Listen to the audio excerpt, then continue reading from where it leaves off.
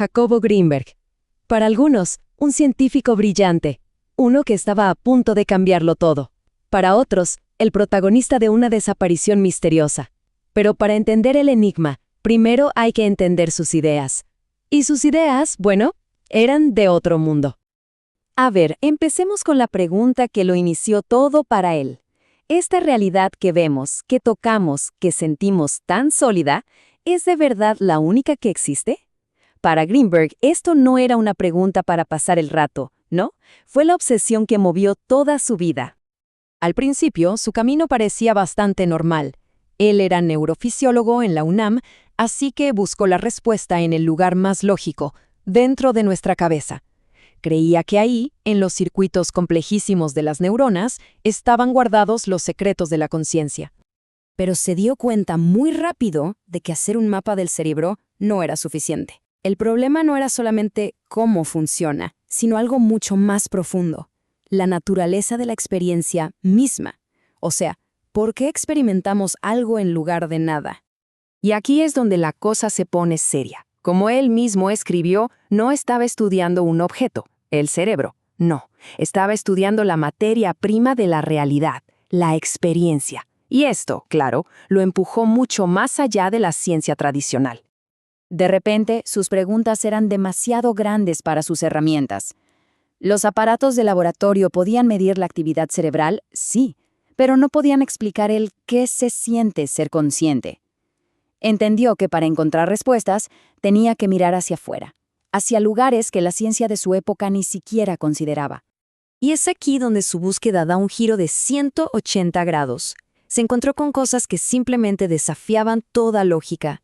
Y todo cambió cuando conoció a una curandera legendaria llamada Pachita. Y ojo, que esto no es un cuento que le contaron. Es el propio Greenberg, un científico entrenado, describiendo cómo metió su mano en el cuerpo de un paciente y sintió cómo un cálculo renal, una piedra, se desmaterializaba entre sus dedos. Una experiencia que, obviamente, le voló la cabeza. Es que Pachita no era cualquier curandera. Usaba un cuchillo de monte, uno de cacería, y decía que a través de ella operaba el espíritu de Cuauhtémoc. Y con eso hacía cosas imposibles. Sacaba tumores, materializaba órganos de la nada y los trasplantaba. Greenberg fue testigo directo y lo documentó todo. Entonces, ¿se imaginan el conflicto? Tenía frente a sus ojos experiencias que no podía negar, pero que su marco científico no podía explicar. En lugar de descartarlas como un fraude, decidió que era la ciencia la que se quedaba corta, que se necesitaba un nuevo mapa de la realidad. Y para construir ese puente entre el laboratorio y el chamanismo, Greenberg desarrolló su gran obra, la teoría sintérgica. Una teoría que buscaba explicar, ni más ni menos, cómo la conciencia crea la realidad. El primer concepto es clave, la látiz.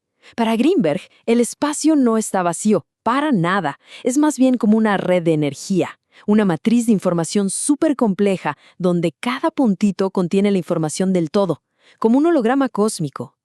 El segundo concepto, el campo neuronal. Su idea era que la actividad de todas nuestras neuronas juntas no se queda encerrada en el cráneo, sino que crea un campo de energía que se expande hacia afuera y que interactúa directamente con esa látiz. Y aquí es donde todo se conecta. La teoría sintérgica dice que la realidad que experimentamos no está simplemente ahí afuera, sino que se crea en la interacción, en el choque, entre la energía de nuestro cerebro y esa matriz de información del universo. En pocas palabras, creamos el mundo al percibirlo.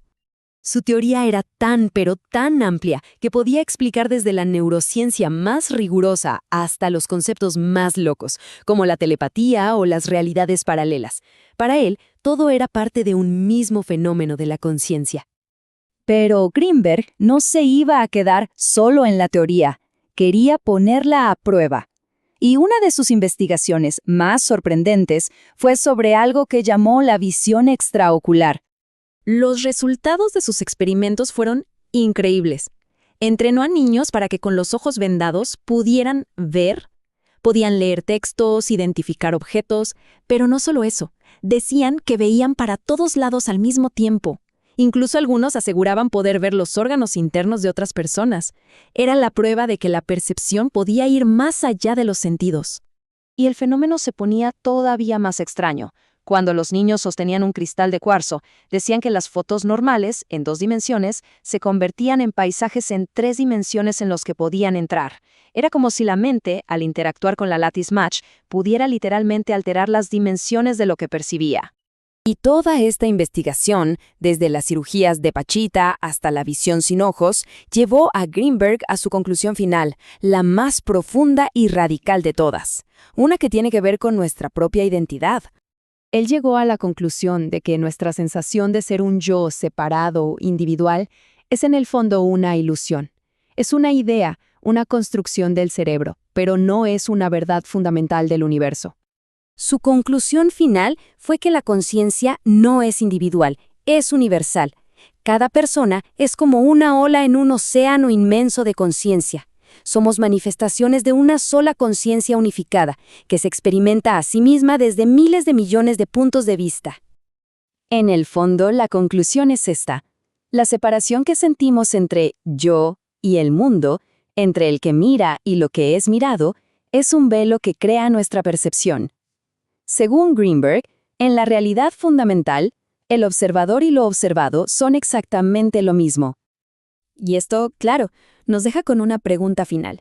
Si el sentimiento de ser un yo es solo un proceso del cerebro, una idea, entonces, ¿quién o qué es esa presencia silenciosa que se da cuenta de esa idea? La búsqueda de Greenberg lo llevó al límite, y al final, nos devuelve la pregunta a nosotros.